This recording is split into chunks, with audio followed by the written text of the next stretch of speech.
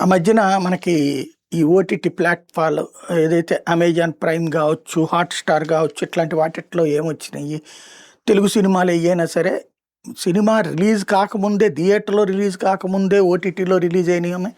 లేదా థియేటర్‌లో రిలీజ్ అయిన 3 రోజులకో, 5 రోజులకో ఓటీటీలో రిలీజ్ అయ్యేయి ఉన్నాయి.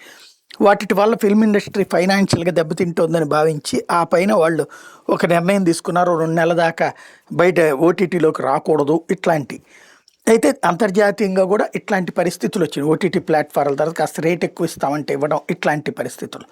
నిర్ణయాధికారం వాళ్ళకే ఉండటం. అయితే ఇప్పుడు నెట్‌ఫ్లిక్స్ తాజాగా వార్నర్ బ్రదర్స్ డబ్ల్యూబీని కొన్నది తర్వాత, ఇప్పుడు ఒక నిర్ణయం తీసుకుంది.